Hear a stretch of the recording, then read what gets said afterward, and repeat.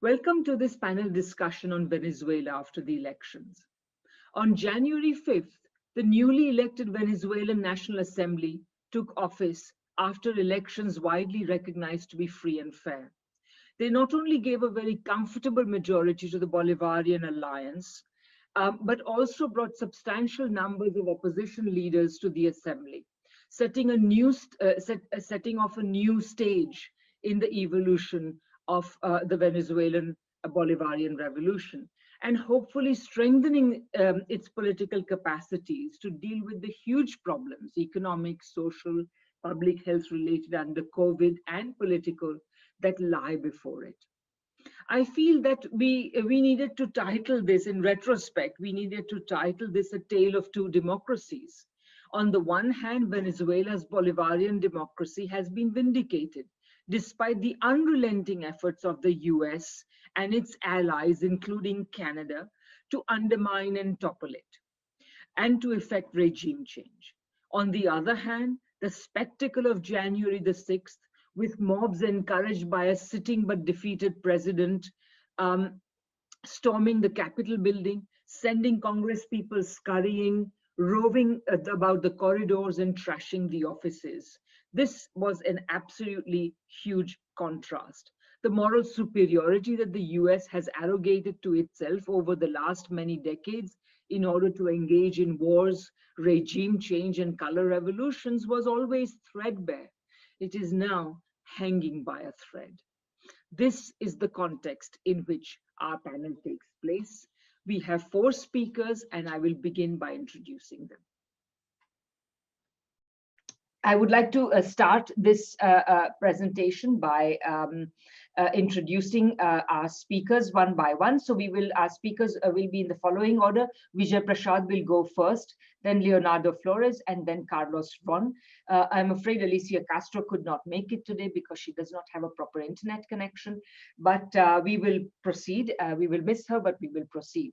So Vijay Prashad, as most of you know, is one of those people who does not need an introduction. He is the executive director of the Tricontinental Institute and is a writer, journalist, very prolific journalist and writer, keeping up with world affairs, and in particular affairs as they pertain to the third world, to the poorer parts of the world. And we all have benefited from his extremely trenchant observations and analysis in the past, and he's going to kick us off. Each speaker will speak for about 12 to 15, maybe 20 minutes if they really want, and then we will move on to the next speaker, giving us plenty of time for a good discussion, so please hang on for that. So Vijay, the floor is yours. Hello, good day to everybody. It's great to be here. Thanks a lot, Radhika. Who doesn't like being in a group called the International Manifesto Group? So it's really great to be here, and it's super to be with my friends and comrades, Leo and Carlos. We miss Alicia, who sent me a WhatsApp about a few hours ago saying my internet is so bad, and then she sent a picture of a crocodile. So, I hope she's okay. That's all I can say. Well, this is a serious business we're going to talk about today.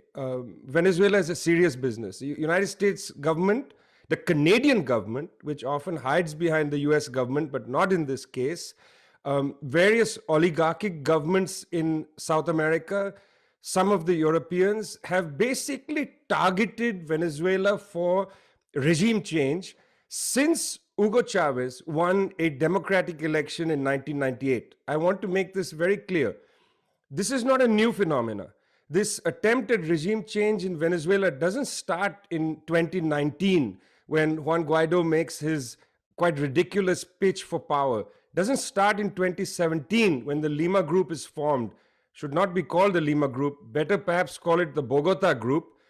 Even better call it the Ottawa Group if we're actually serious, because it's the Canadian government that's the intellectual force behind the so-called Lima Group. It doesn't start in 2017. Doesn't start in 2013, doesn't start in 2002 when the coup attempt takes place against the Bolivarian government in Venezuela. No, it begins actually in 1998 when Chavez wins an election, because Chavez's program is exactly what these powers find threatening. And I'm going to lay that out in a few minutes. So that's the first thing to recognize. This is not an attempt to overthrow the government of Nicolas Maduro. This is, I think, a great misperception, even amongst people of the left, that somehow this has to do with Nicolas Maduro. No, it is nothing to do with the government of Nicolas Maduro. It's to reverse the Bolivarian revolution, the Bolivarian dynamic. That's what's going on. And it's been going on since 1998. In fact, it's been going on since 1958, when the Acción Democrática came to power, and the very great Perez Alfonso, who was the Minister of Hydrocarbons, goes in 1959 to a meeting in Egypt, and alongside Sheikh Tariqi of Saudi Arabia sets up OPEC. You might not know this, but OPEC was not created by the Gulf Arab states alone. It was created by a Saudi oil minister, a Marxist. You would like to know he was a Marxist. Tariqi when he went into his office, he had the works of Marx and Engels in Riyadh. He was the hydrocarbon minister of Saudi Arabia. He meets Perez Alfonso, a very great Venezuelan patriot, Acción Democrática's hydrocarbons minister. They meet in a suburb of Cairo, and they, on a piece of paper, jot down the principles of OPEC. This attempt actually to destabilize, to corral these countries goes back a long way, even before 1998. So I just want to put that first on the table. I'm going to run through three different points. One is, why overthrow this government? I want to make some observations, let's say, because this is a quick presentation. It's not a full-scale thing. So I'll make some observations, make some assertions even. I won't be able to demonstrate them, but I'll make an assertion. Three of them, in fact. Then how they want to overthrow this dynamic. Again, I'll make some observations. And finally, I want to focus on two particular instruments: political destabilization and economic destabilization. I want to end talking about hyperinflation and why this is a serious issue, and why economists around the world need to focus their attention to try to find an exit for countries like Venezuela. I think it's very important not just to offer solidarity, but to put our intelligence to play, to find instruments to somehow reverse the economic destabilization. So that's going to be my presentation. Firstly, why? Look, let's be frank. The first issue is that from 1958, and in fact earlier, the seven sisters, the seven big oil companies, have not wanted to allow any country in the global south to drive a resource nationalist agenda. This goes back, it's not only oil, it goes back to the coup against Arbenz in Guatemala. It goes back to the coup against Mossadegh in Iran in 1953. Resource nationalism was seen as dangerous. The Dulles brothers, for instance, sitting in Washington, D.C., were quite clear about this, that no country should be allowed to control its own resources. These resources were for the usage of multinational corporations. And it's no surprise to any of you. The difference from Chavez 98 was Chavez 98 moved from a resource nationalist agenda to a resource socialist agenda. This is precisely what Evo Morales' government did in Bolivia. They moved from a resource nationalist agenda to a resource socialist agenda. And this is doubly forbidden by Washington, D.C. and its allies, the Europeans, Canadians, and so on. So the first reason why this government had to be overthrown, why this dynamic had to be stopped, is because it had deepened resource nationalism into resource socialism. In other words, using the resources of a country for the betterment of the people. This is actually forbidden. Let's say what it is. It's forbidden. It's not permitted. The second thing, what Hugo Chavez started, which was now doubly dangerous, was he started a regional agenda, a robust regionalism. Now, you will see this when the Chavez government takes leadership in South America and Latin America, the Caribbean, to fight against the free trade areas of the Americas agreement, pushed by the United States and by the oligarchic governments of South America. You must never forget that this is not authored solely by Washington, D.C., this policy. It's authored by Washington, D.C., by the Canadians, the Europeans, and the oligarchic governments. It's a class struggle. It's not just a national struggle. The oligarchic governments in South America are equally culpable in this fight to overthrow the dynamic. They didn't want the process which is then known as ALBA, and which creates a set of institutions, including Mercosur, UNESUR, so on. But really, the Bank of the South, instruments like the Sucre and so on. It's this robust regionalism that actually, if you look at it carefully, this is not necessarily an anti-imperialist regionalism, not necessarily, but the implications of it are anti-imperialist. Is the European Union by itself an anti-imperialist dynamic? No, it's not. In fact, quite the contrary. I mean, Perry Anderson has written, and my God, sometimes it's so hard to read Perry Anderson because his language is so beautiful but difficult. But this piece in the London Review of Books on the EU is fantastic because it starts with how the EU's first institution was the European Court of Justice, and he goes into the Nazi roots of the ECJ, and I really recommend you read his text. Regionalism is by itself not anti-imperialist, but the implications could be. And certainly the dynamic called ALBA had major anti-imperialist implications, and this had to be undermined. And by the way, again, on this, it's not even an analysis. We don't need to do an analysis. It's quite easy to just look at the WikiLeaks releases from the US State Department because it's all laid out. You don't need to actually overthink this because they directly say that they need to prevent this regionalism. It has to be regionalism which is under US supervision.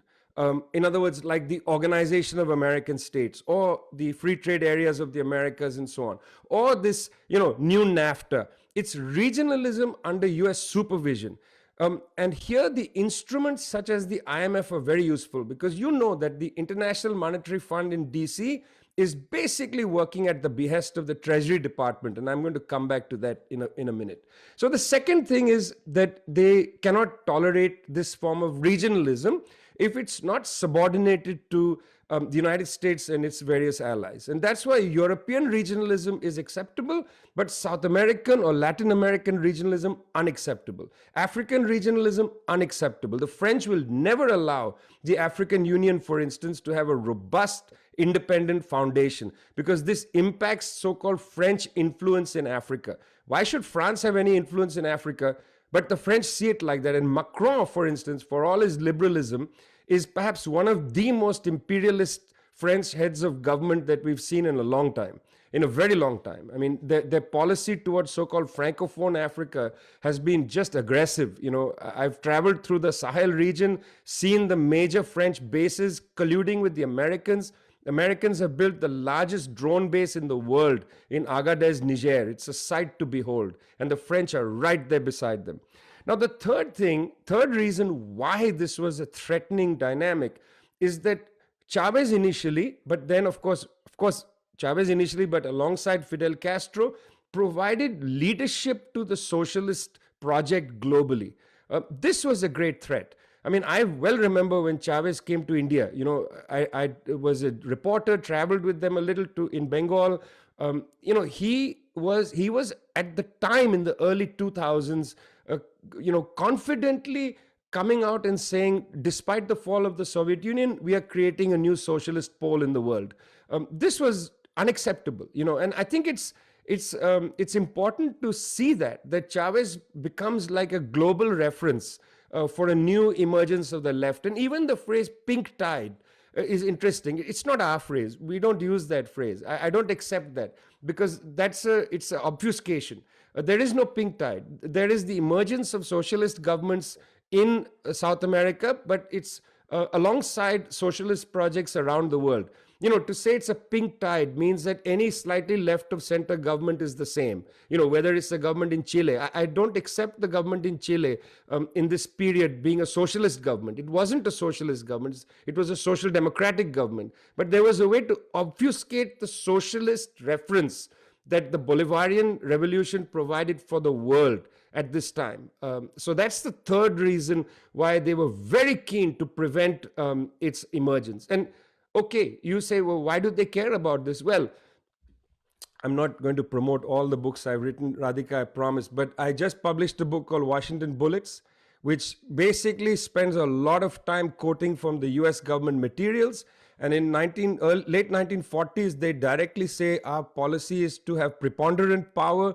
In the 1990s, after the fall of the Soviet Union, they repeat this. Our point is to have no challengers in the world. And let's take them at their word. If they're going to say it, let's take them at their word. We don't need to make things up. Okay, that's the why. Then comes the how. Well, obviously, in 2002, there was a pretty straightforward coup attempt. And let's again step back and see this. It's not like coups have been invalidated as a strategy. In 2009, United States government conducted, with the help of the oligarchy in Honduras, a pretty straightforward coup. There was a coup conducted in Thailand. Again, pretty straightforward coup conducted against any process, any slight opening in Thailand against the red shirt movement and so on. Again, the United States government played a very strong role in that coup in Thailand. So coups by themselves are not some anachronistic thing. And by the way, what was happening in Washington, D.C., that was not a coup, okay? That was a bunch of lunatics who ran into a building. I think there's a little bit of hyperventilation happening in the United States about this. You can relax. Your institutions are not that robust. They're not that great. They are no shining symbol to anybody. And just because some hooligans ran into the building, and let me mark this, the Biden administration is going to bring Victoria Nuland into her government as the number 2 in the State Department. Victoria Nuland in Ukraine made a contact with the exact same people that ran into the US Capitol on Wednesday, the exact same people, and encouraged them to do the exact same thing in Kiev. So what the Biden administration is now validating is they say we want to do this kind of shenanigan in Kiev, but we don't accept it in Washington, D.C. Sorry, fellas. Malcolm X said it best. The chickens will come home to roost. But this was not a coup. We know what a coup is. A coup is what happened in Honduras. It's what happened in Thailand. It's what they did in Venezuela in 2002 and failed.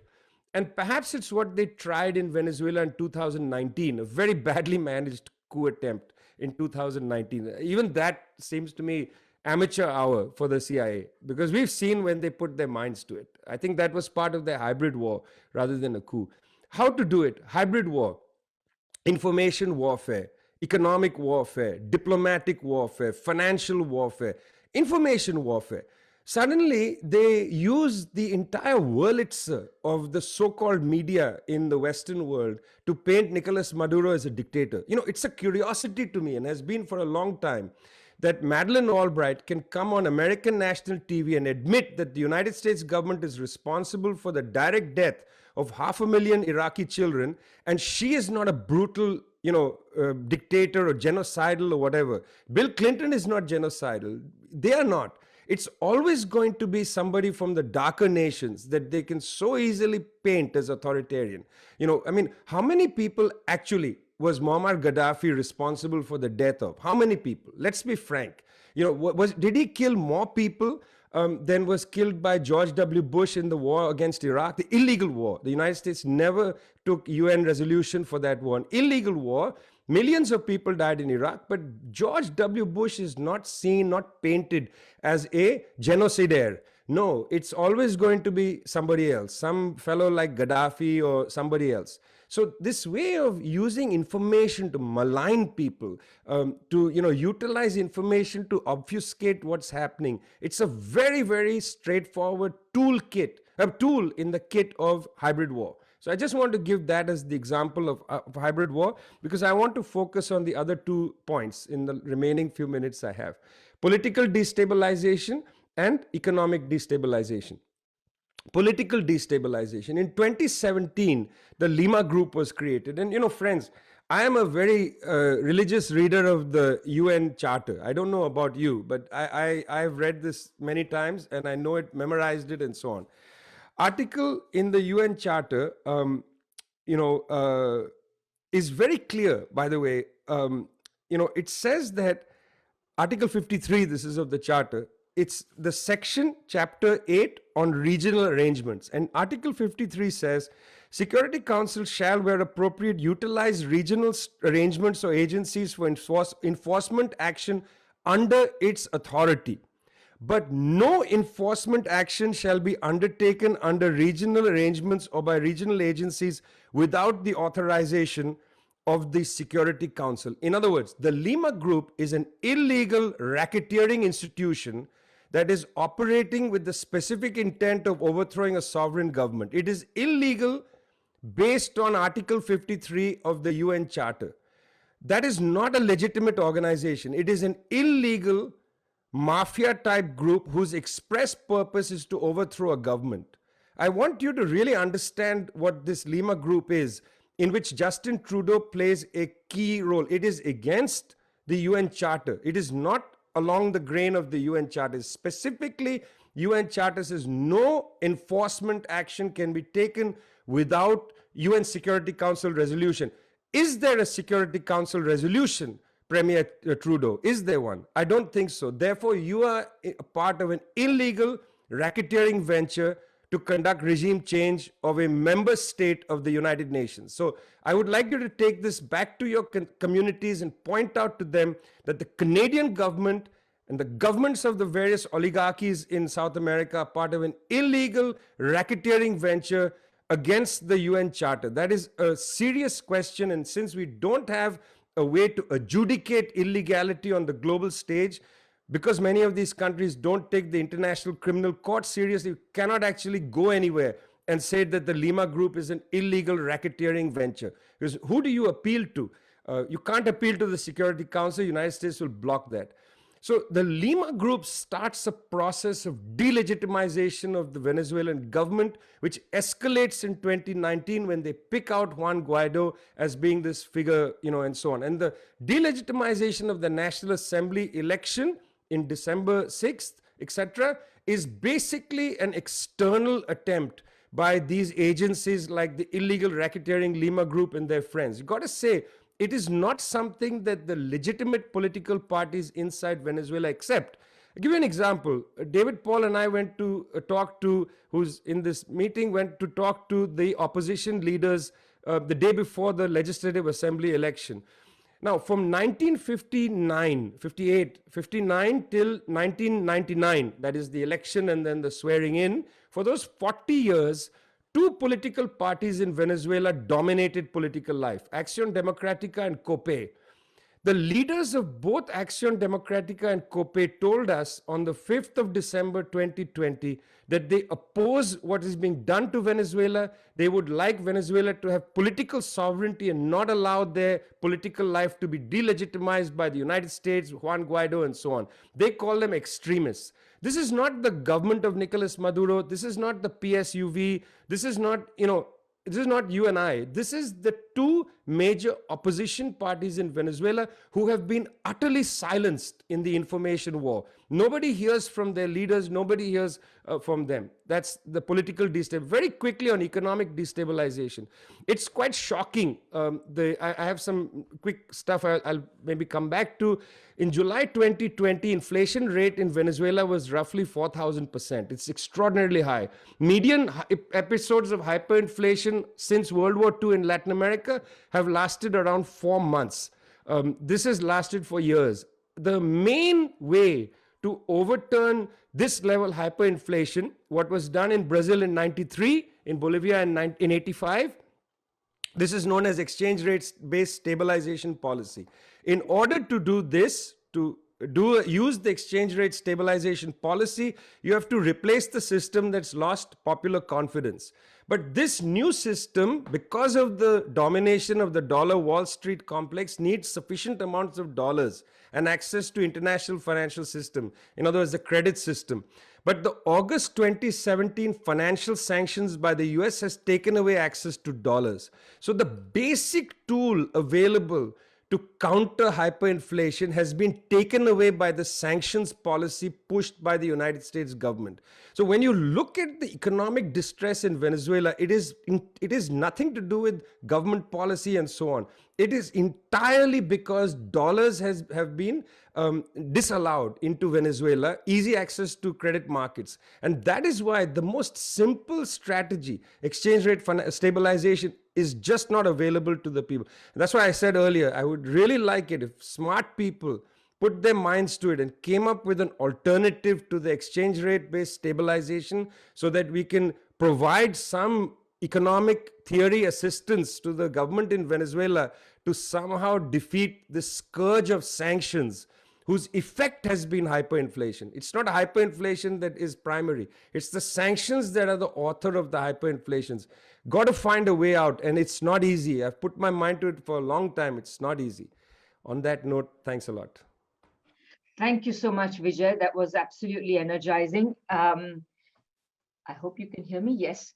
Thanks very much. And we will have Leonardo Flores. Leonardo is an activist with CODEPINK, which is a very important activist organization based in the United States, but absolutely standing up for rights and movements around the world, and particularly in Latin America. Leonardo used to work for the Venezuelan embassy before it was essentially taken over decommissioned, forcefully decommissioned by the United States. And yes, and he's originally from Venezuela, so his work with CODEPINK involves Venezuela, so he is very well placed to give us his reflections on the present moment, the national elections, and so on. Leonardo, please. Thank you so much, Radhika, and thank you to the International Manifesto Group for the invitation. So I was asked to speak about the US elections and how those would affect Venezuela, specifically, obviously, Biden's election. And I think it's the first thing to say off the bat is that obviously the policy of regime change is not, the goal of regime change is not going to change in any sort of way. That's still going to be the focus for the Biden administration. It's just going to be a matter of degrees in terms of whether, how many resources are committed to it, the strategies that are going to be put in place. We are going to see some important differences, I think. But first, let me talk a little bit about Biden's history in Latin America. He was, of course, vice president when Obama signed the executive order in 2015, calling Venezuela an unusual and extraordinary threat to the national security interests of the United States. And that, of course, serves as kind of the legal framework for all of the sanctions that Vijay discussed.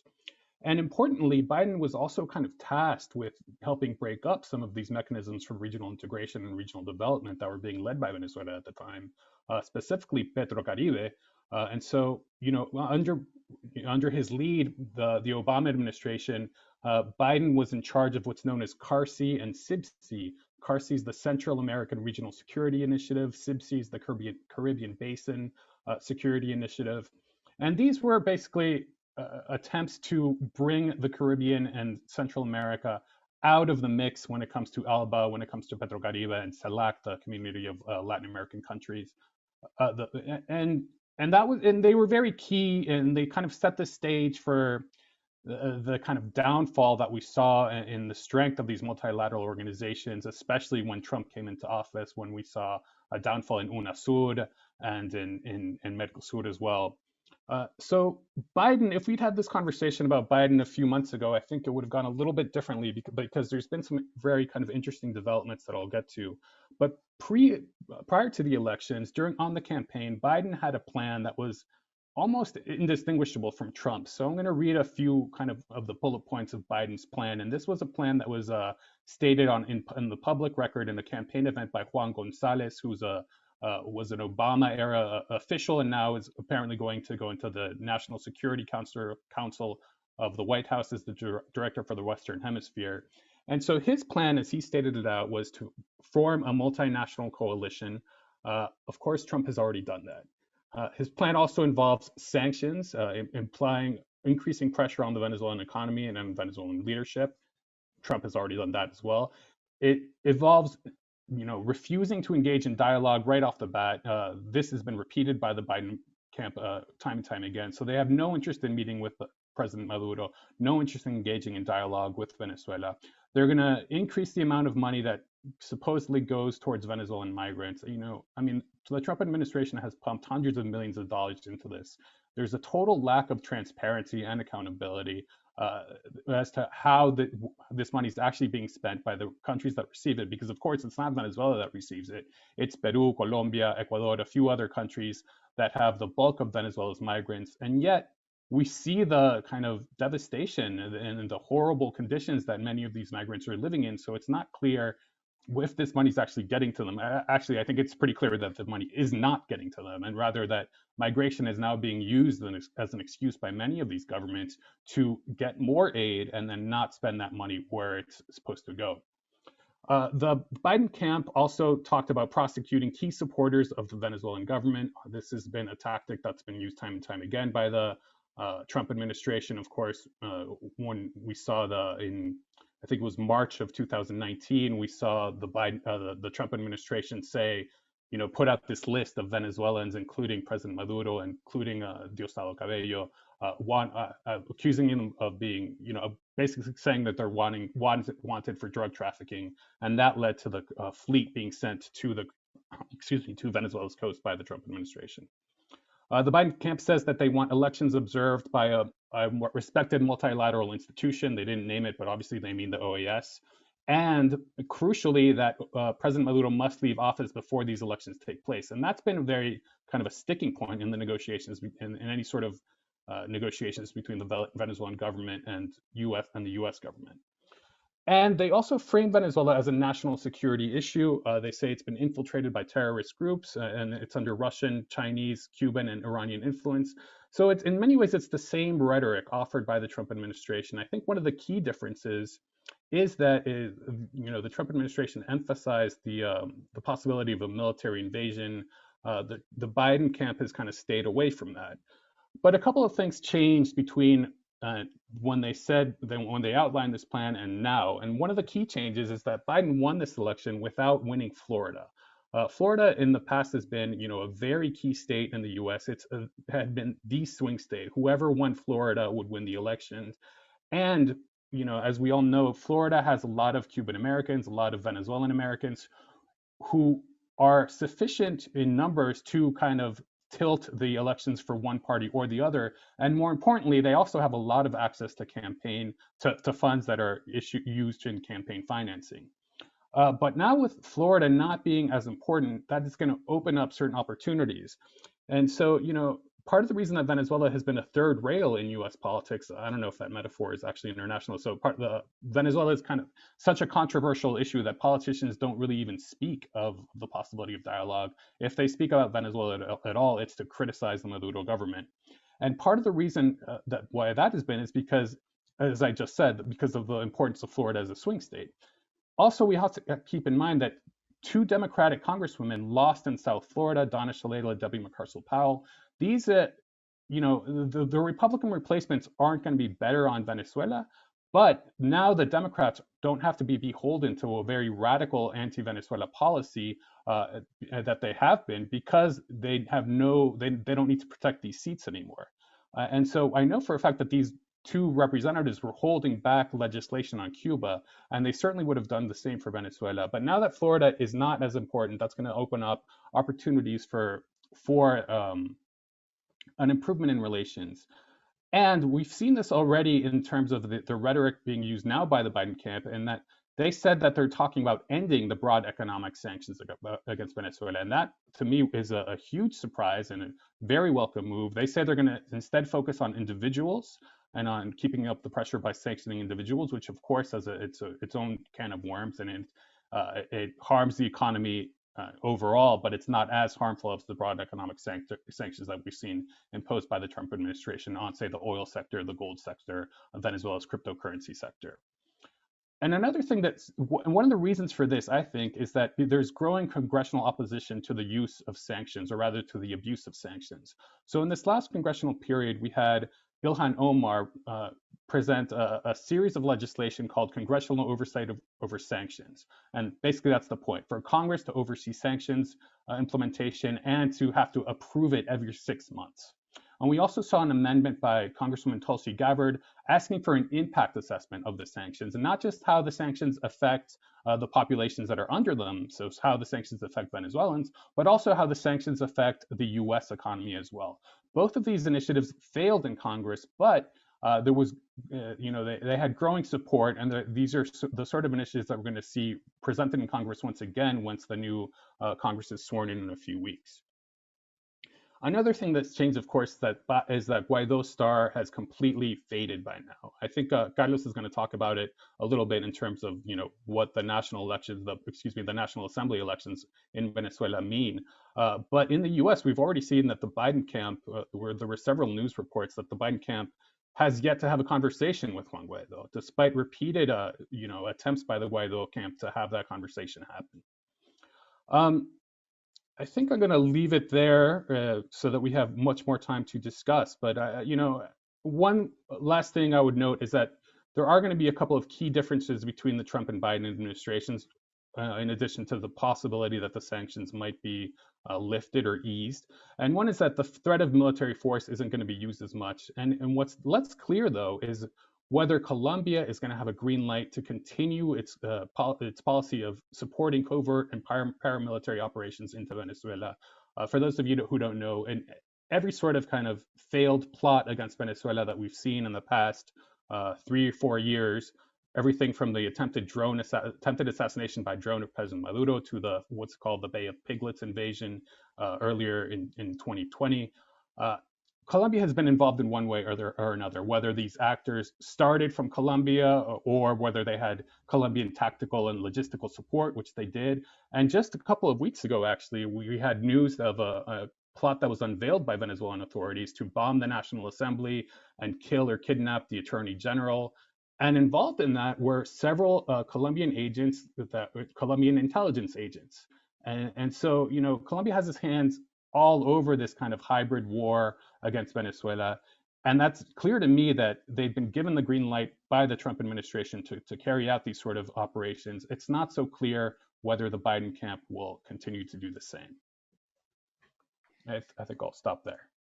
Okay, that's fantastic, Leonardo. Thanks very much for an extremely informed and informative presentation. I think that you really lay out essentially what is happening on the ground in terms of US Venezuela confrontations. So thank you very much. So now our third speaker will be Carlos Ron. Carlos Ron, as many of you already know, is the Vice Minister in charge of North American Affairs at the Venezuelan Foreign Ministry. And I have, over many years that I have seen him in operation, I know he has been tirelessly working on the international front, obviously, for Venezuela. And I always find what he has to say and his analysis absolutely fascinating. So Carlos, the floor is yours. Thanks very much for coming. And yeah, please go ahead. Well, no, thank you very much, Radhika, for the invitation, and glad also to see my friends Vijay and Leonardo open up, and many other friends that I see also in this little box world that we live in now. Look, I'm glad to. I'm glad you mentioned, Radhika, at the beginning that the Tale of the Two Democracies, because I think that everybody was expecting that chaos, burning all the people, the mayhem and the flags going up and down, in Venezuela's capital of the National Assembly, and we saw it was in a completely different place. So I think that what we were saying before the election took place, that we were going to win. I mean, Venezuela as a whole, the Venezuelan population was going to win the election just by having the election itself. I mean, it was a huge demonstration of the continuation of peace, the continuation of democracy, and this is something that I think of course we still have to see how things develop in the next couple of months and so forth.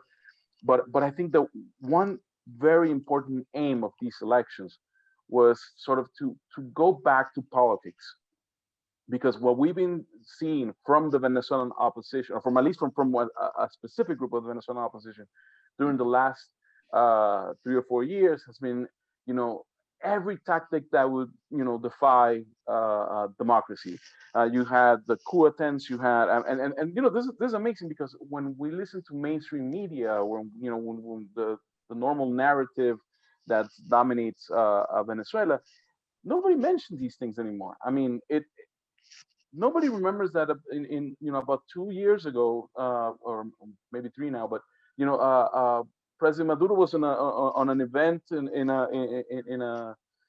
an avenue in Caracas, and a drone came in with explosives and blew up and almost hit him, and it could have been a massive because it would not only have killed him, but it would have killed most of the cabinet and other authorities of the country. Imagine what that chaos would have been. I mean, nobody talks about, or we play down, we joke about the, like Leo said, the Bay of Piglets, because how bad it was, and all the, even the heroics of the issue, that you saw fishermen, actually were the ones catching up the Green Berets and holding them down. But we sort of missed the fact that this was an invasion of paramilitaries that was coming into the country. And we saw, we seen the riots in the streets that, if we remember not so long ago, we were denouncing in front of the world how, the level of fascism and aggression that these the racist violent protests that took place, where they burned people alive because of their skin color, by saying, this guy looks Chavista, we gotta go after him, and several people died. I mean, we know a famous case was Orlando Figuera, but it wasn't the only case of people that were set on fire during the protest. The barbed wire that was put at the end of the streets, between light poles here in Caracas downtown, so when people would come down, that in the motorcycles, a lot of the people that were working class Chavistas would come down through the streets. They would actually be beheaded by the barbed wire that was placed. I mean, this is the real deep violence that was implemented here by the opposition, and to the extent that it generated not the support for Guaidó, not the support for these opposition movements that it sought. It was actually a very strong demonstration that most of Venezuelan people, and you can see that you can take your favorite right wing poller here in Venezuela, and they will say about 80% of the people reject sanctions, reject the use of violence in Venezuelan politics, and wanted to come back to the institutions and where we're at. So I think that the great victory for us is having these elections in the first place. I mean, there was an attempt throughout the last year from the United States to say that these elections were not legitimate, that these weren't with a whole bunch of excuses that really have no basis. I mean, the only basis is we have a constitution that says every 5 years you have an election for the National Assembly, and that was pretty much it. And they did things such as not participate. Some of the political parties decided, well, voluntarily not to participate, as to then say, oh, we're being excluded from the process. These sort of tricks so that people would get this different idea. But you also had a very important part of the opposition that did participate.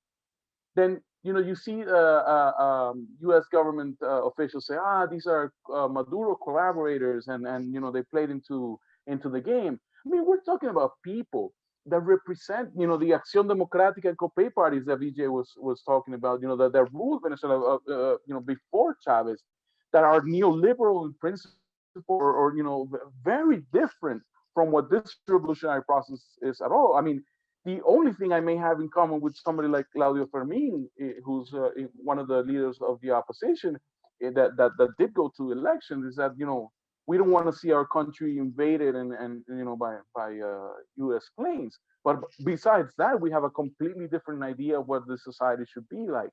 But this group of opposition came in, played the game, the politics, and is trying to come back to a space where we could have dialogue, we could have sincere dialogue, when we could start thinking about what the answers are going to be, the solutions are going to be for the country. There's a very different attitude from those that have gotten Washington's ear, from those that get attention in the media like Guaidó and all these other people, who every day, as time goes by, you realize that their main issue here was to take control of Venezuelans' assets, and because that is basically what they've done. I mean, they didn't achieve anything else. They didn't even, you see Guaidó calling for a demonstration down the streets here, and all he could, if he gets more than 20 people, it's too much. But what he did get was control of Venezuela's assets outside. And this is we have to understand is the attempt to dismantle the oil industry from Venezuela. It's an attempt to break away, Citgo and all the other assets that PDVSA had throughout the world, because you really needed to, take Venezuela out as a key player in world economics. You need to attack Venezuela also because we know, for example, that uh, United States is having is playing this Cold War, the new Cold War on against China, and they see Venezuela as a port of entry, so to speak, into Latin America, and they need to have all that cut off. This is something that was made very clear even by the first um, State Department um, Secretary Tillerson, who on his first trip to Latin America, it was clear about we're trying to find ways to cut off the presence of uh, China and Russia, and I mean the State Department officially says we're now into a Monroe Doctrine 2.0.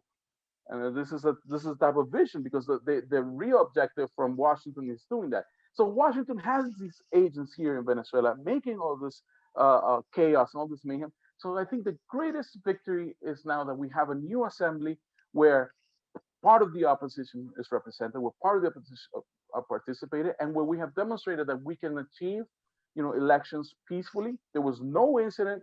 Vijay was here, David was here. There was no incident of violence, not one single incident of violence throughout the election process. I mean, there was nothing that you could say, that could come into question. You probably had more violence in the U.S. elections in a couple of places than you had in Venezuelan elections. So that was a very important issue for us.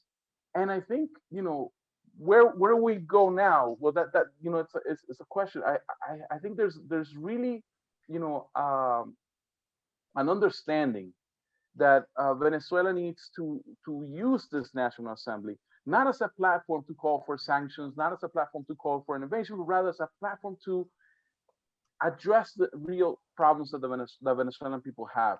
And most of these problems are now stemming from the U.S. sanctions. It's not a small thing. I mean, the numbers we've had, the things that seem might seem crazy, just the amounts, but we're talking about a blockade that in 2015, $56 billion entered the country that year. Last year, because of the blockade, we earned less than $500 million because we're blocked. I mean, there's no way we can sell our oil. That we could trade it. Everything is being persecuted. The United States has even got to the as far as to implement piracy, and literally this is piracy. You were very decent, Radical, when you mentioned the embassy being handed over. Or it was actually stolen. That's the word. The building was stolen and given to people that have no right to be there.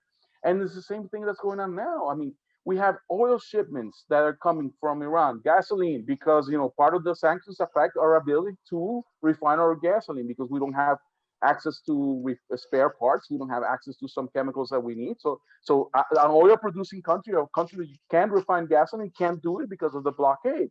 So we have to import from countries such as Iran, gasoline for the, in the middle of a pandemic, how serious it is to have affectations on the transportation system in the middle of a pandemic. We have to import it from Iran, and these ships were basically stopped in the middle of the sea and taken over by the United States and sold. This is piracy. It really is. And these are the things that were promoted by the last, the exiting National Assembly. They used this institution as a platform that I would allow them to go around the world and say, well, we are the ones that really represent the Venezuelan people, and we want Venezuela to be, sanctioned and blocked off. Over $30 billion in Venezuelan assets is frozen outside, and this is the responsibility of these people. These people wrote letters to banks saying, "Don't give a cent to the Maduro government," as if that doesn't mean that's going to affect the population as a whole. I mean, this is a real criminal um, um, action that these people are taking. So now I think we have the opportunity to have a new assembly, a new type of discussion with another part of the opposition. By the way, some of the commissions have already been elected and announced. The head of the new foreign relations committee within the National Assembly is Timoteo Zambrano, who's opposition leader. And that's going to change. And I think you met him, Vijay, and I think that it's going to change. It's going to definitely change the dynamics.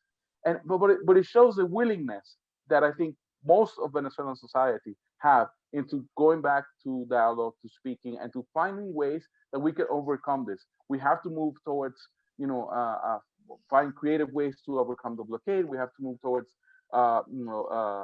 finding ways to sort of go back to what we had in 2014, which was basically a state that was able to that provided healthcare for the first time to people that never had received healthcare. It was a state that provided food and quality food in impressive new levels, and all these things that have been attacked throughout these recent years, just precisely because they want to attack the model that we're doing here. I'll leave it at that, because I know people want to have more of a discussion. But thank you very much for this opportunity.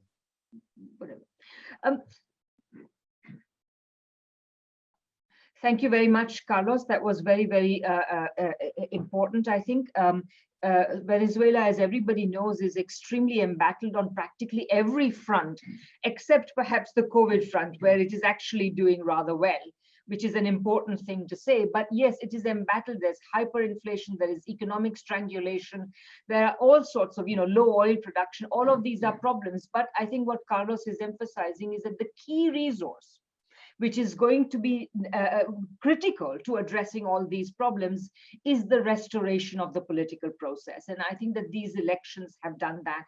And I think they're going to take, and therefore it's going to strengthen Venezuela politically, because political capacity is the resource which has to be deployed in order to address all these things. So thanks very much, Carlos. That was very insightful and informative. So I'm going to we are going to open up for discussion in a minute. Alan just wants to make two announcements. So I will let him do that, and then we will go to discussion. So thank you very much. And there are two things that I think are particularly useful initiatives that are now happening that I'm hoping people here can support and can encourage other people to support. The first of these concerns the Canadian government.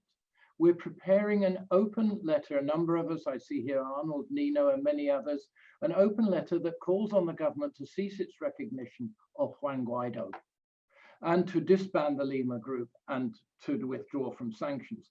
Now, the importance of this, and it's half a question in a way, the impact of the European Union's decision to cease recognition of Guaido means that Canada is now isolated on the world stage.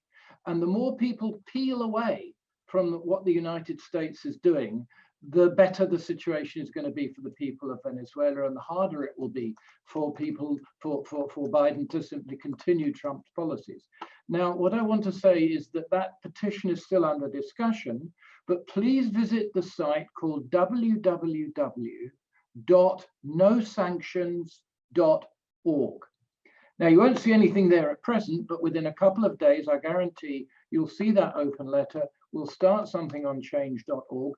Please sign it. Please make a large number of people join this. Don't have to be Canadians. This is a petition from the world, an open letter from the world to Trudeau to stop it. So that's the first thing. The second thing is much smaller.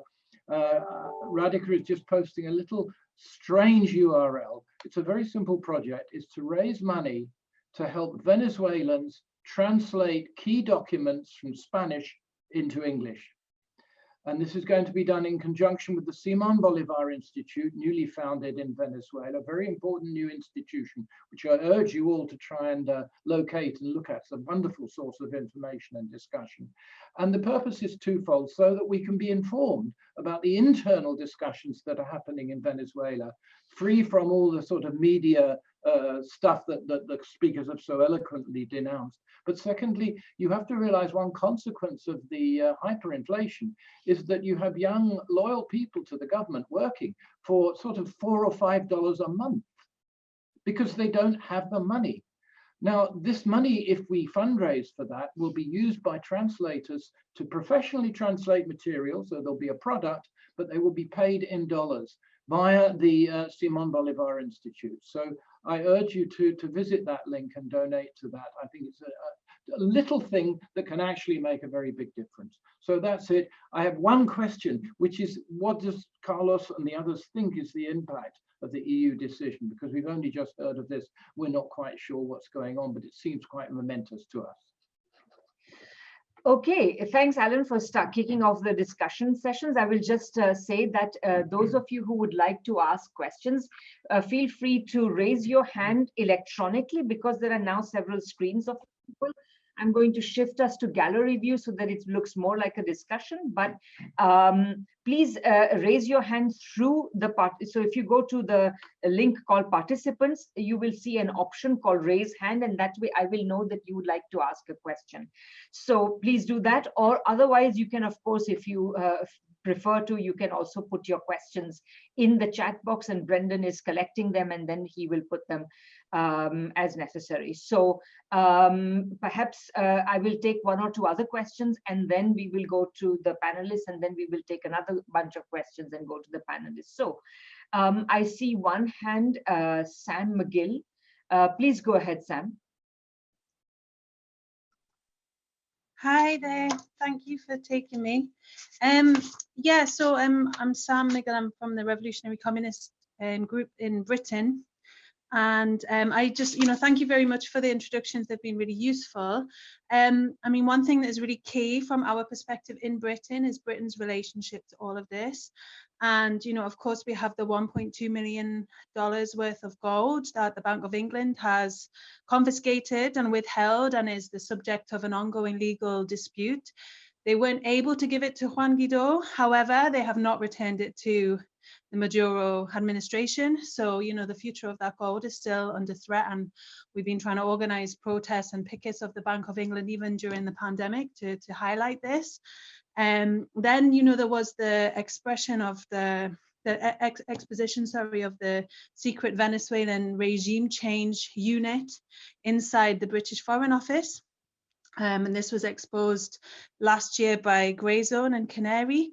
And then we've just had this, revelation about this Westminster Foundation for Democracy, which has illustrated that £750,000 have been spent by Britain in trying to influence media in Venezuela, and that was exposed by Declassified UK. So I'll try and share the links on the chat in a minute, but it's very useful information. And obviously with Britain breaking away from the EU, Britain continues to recognize Guaidó, however, continues to hold some, relations with the Maduro government. So depending on what the impact of the EU decision not to recognize Guaidó any further, and depending on what the Biden administration decides to do in terms of recognition, then this may be a way of the government shifting. I'm not sure, but I think it's really clear that these kind of it's important for us to keep up the international pressure and keep putting pressure on our own governments, whether that's in Britain, US, Canada, because this is really important. And I did have a question for the panelists, which was just really about what they think about what has been happening within Venezuela, within the left of Venezuela. We've had a lot of coverage of the left here in Britain, who've rejected, they sort of say, oh yeah, we supported Chavez, but we reject Maduro. I mean, we completely reject that sort of false dichotomy. But there's been a lot of kind of attention given to sort of splits in the left recently, and particularly going into the National Assembly elections. So I was just wondering, from our perspective, we know that we are in an imperialist country. We have to oppose our country's attacks on Venezuela, and that is the bottom line. But I was just wondering if there was any more information about what's kind of happening on the ground in Venezuela, and obviously the kind of level of attacks with the sanctions and economic blockades and everything is part of that is designed to grind down the resistance in Venezuela. And I just wondered, what the panelists' views are about, the way forward for sort of building the comunas and the popular struggle. Thank you.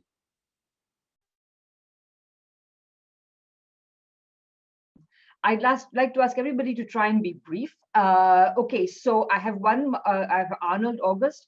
I have several other hands, as well as there are many questions in the chat box. In general, I would encourage people to put their questions verbally rather than in writing, but if you prefer writing, that's great. So I have Arnold next, and then we'll go to the panelists, and then we'll take the next round of questions. Arnold? Yes, how are you? Thank you, Vijay. Firstly, I'd like to congratulate you and Manolo and Tricontinental for all the great work that you've been doing over a long period of time, and specifically more recently. I'm glad that you raised the issue of Canada. I hope you didn't do it only because this is a Canada-based conference, that you would also add your voice elsewhere in the world, your important voice elsewhere in the world with regards to Canada. Just to add one point, you correctly point out, and I think we could agree to call the so-called Lima group the Ottawa Bogato group, Ottawa Columbia group, because of the two main actors there. It actually goes back before Canada's position against the Bolivarian Revolution actually goes back to the time when Chavez nationalized the gold reserves in Venezuela, and then the war started, information war, economic war started by the Canadian government at the time against the Chavez government. Now, you're right when you say that the Canadian government it predated Lima Group. In fact, it started, the current situation started when Trudeau, after winning the elections, at the same time that Trump won the elections, went to Havana in November 2016 for a meeting where he told the Cuban people that, well, our position, our policy towards Latin America will not change as a result of Trump. He lied. Right after Havana, he went to Lima to discuss with the president there. And then after that, 1 year later, you have the establishment of the Lima Group with Trudeau, as you say, the Lima Group would not last 1 minute if it was not for Trudeau, because he provides the liberal picture boy image that Trump cannot present. And he does it in the place of Trump. However, aside from us, pose the question.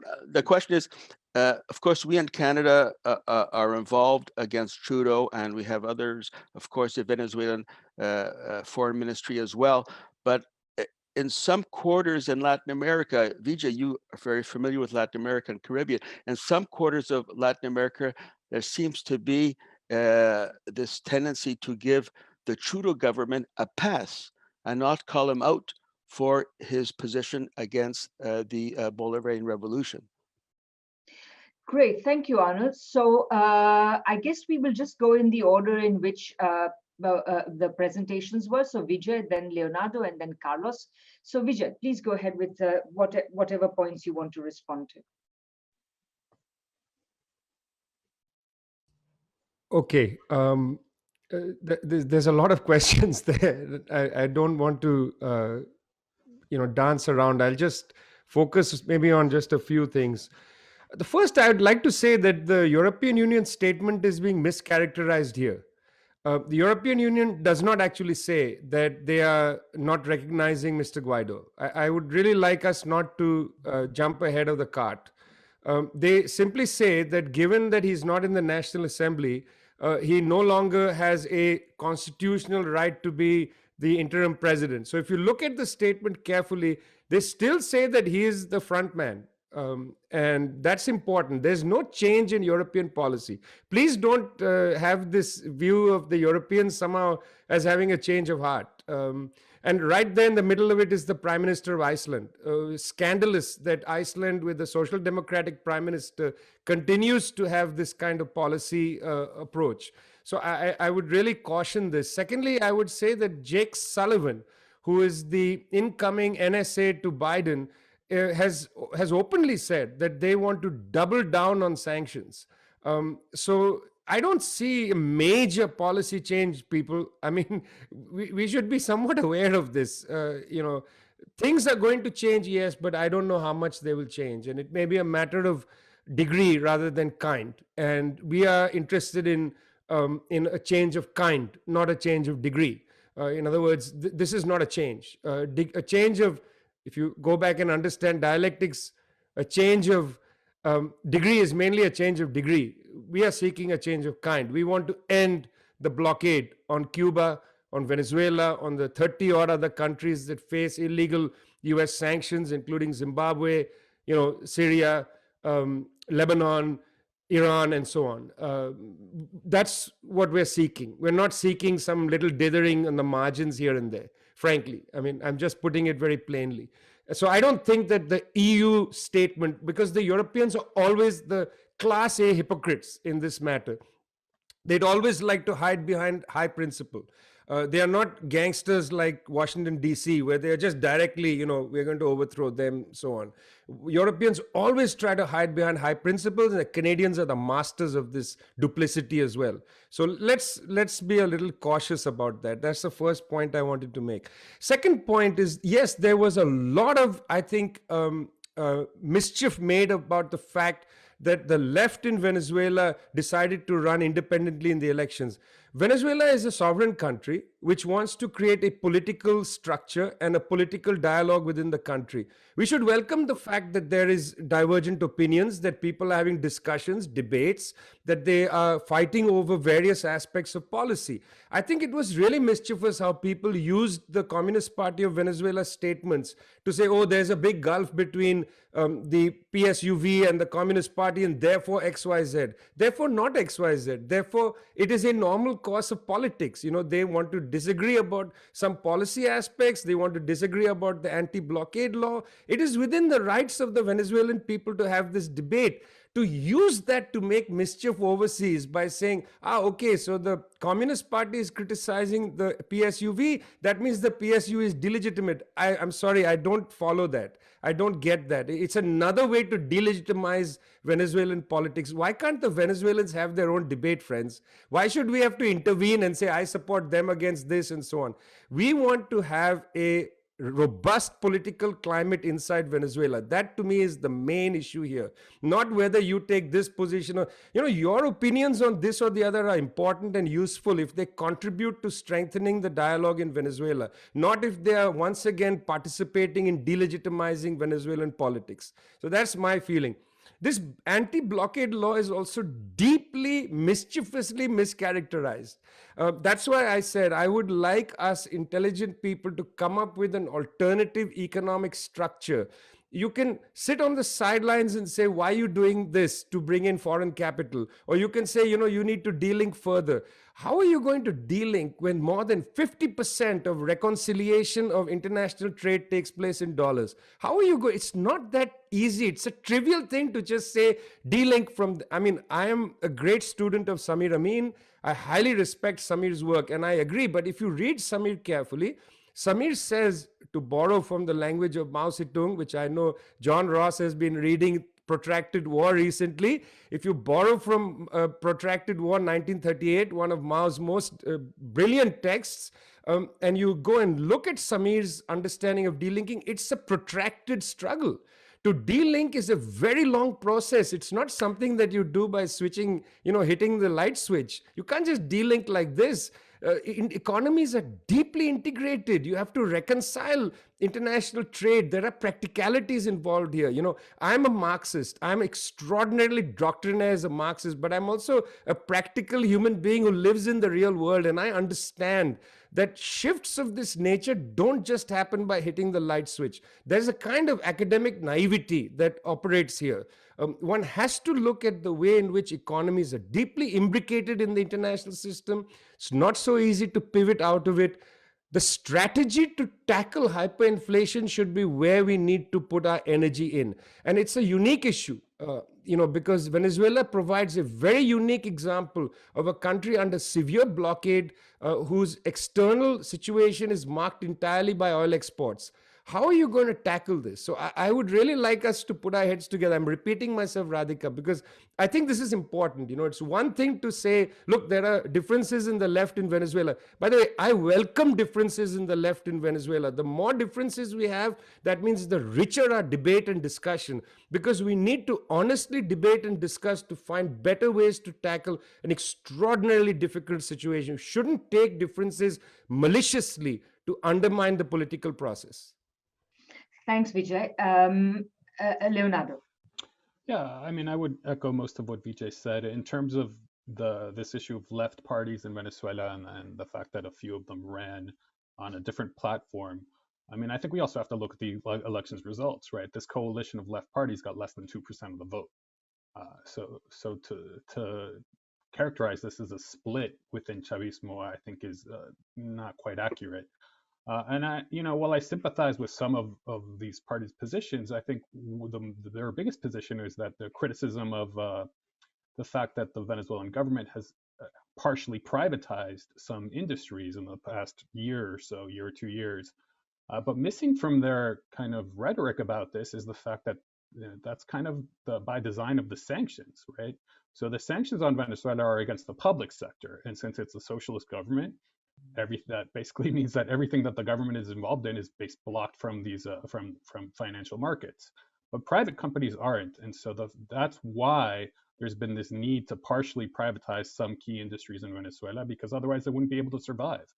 They can't import necessary parts for regular maintenance or replacement parts. So and that's the only way that they can keep producing, is if they find a way to get this influx of cash and supplies that are necessary to keep these factories and industries running.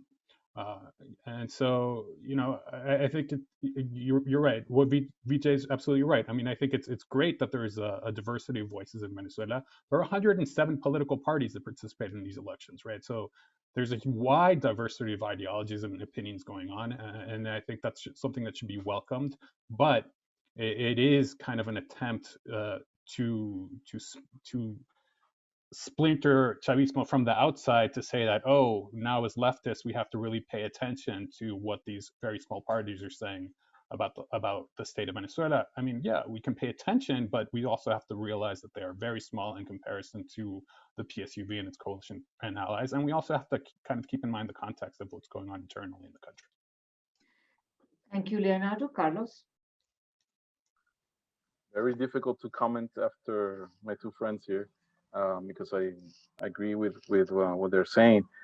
I think I would just perhaps add again the importance that the illogical thinking that accompanies this idea that Guaido can extend his mandate or his existence, and they've been trying to find some weird parts of the Constitution and try to sustain legally that he has some sort of possibility to remain. It's very important that everybody understands that he is no longer a member of the Venezuelan National Assembly. He has no mandate. He is completely he's not a public official anymore whatsoever. And there's nothing legally that you could find in the Constitution. They even try to say now that there was a point he didn't even have quorum. The day of the when the new assembly was forming, his group of colleagues that that are closer to him didn't even have enough to even represent a part of an assembly. and they decided that they were going to create a delegated commission that, there's a figure in the Venezuelan constitution that says that, when the assembly is on recess, like, August, kind of, the summer vacation kind of thing, or holidays, whatever, you delegate a commission where that commission can, see to any emergency, anything that comes up.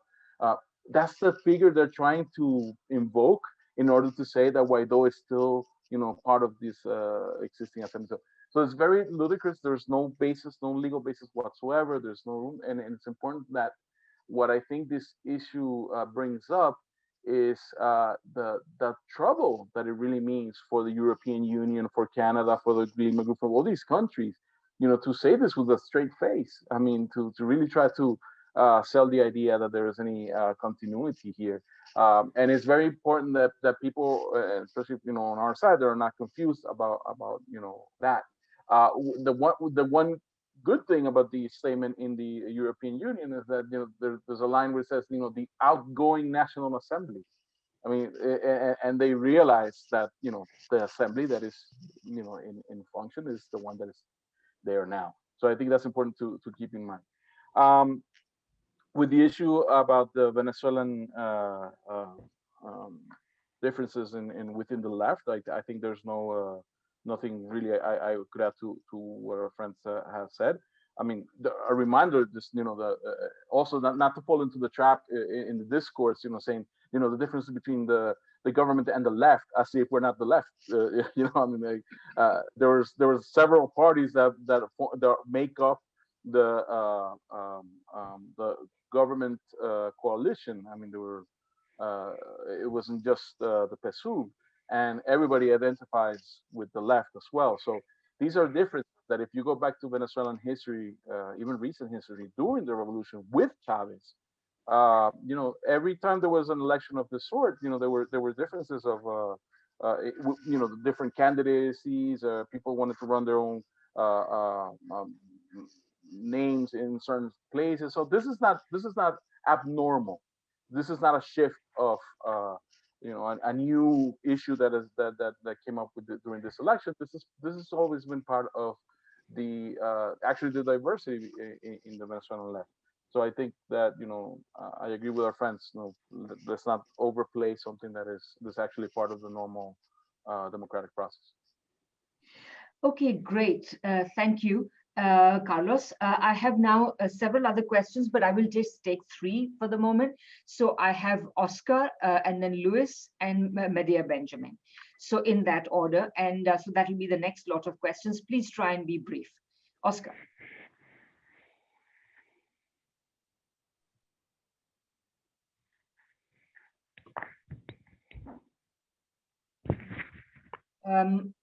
I have unmuted. There we are. Okay. More than a question, this is a comment. I think the Group of Lima, we should try to deactivate it. The Group of Lima was formed after President Kuczynski of Peru went to meet President Trump.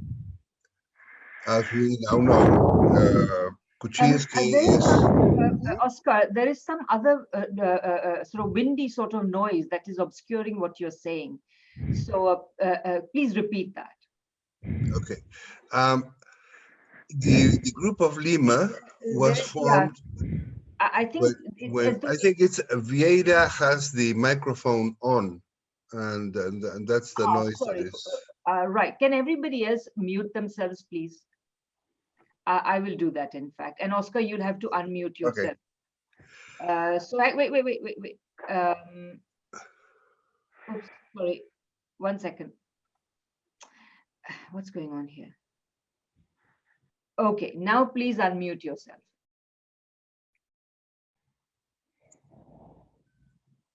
Okay. When I unmute myself, Vieira unmutes himself. Go ahead. No, you go ahead. Yeah. Okay. The thing here is Kuczynski met with Trump in 2016 when Kuczynski, or whenever it was, when Trump was elected, and that was the starting point. Kuczynski was a Peruvian president that had a US passport, that had worked as a banker in the US for 30 years or more, 40 years, and who's in prison for his relationship with Odebrecht. He made lots of money with Odebrecht. So that was the beginning of it. The continuation of that was the funny relationship between the Peruvian outgoing government of Garcia and the former government in Venezuela, because Garcia was a compadre of Carlos Andrés Pérez. So they were very annoyed at having had a coup that overthrew Carlos Andrés Pérez. And the third thing is, because of the coup in Peru of 1992, of the self-coup of Fujimori, which looked a little bit like the one in Washington the other day, to stay in power.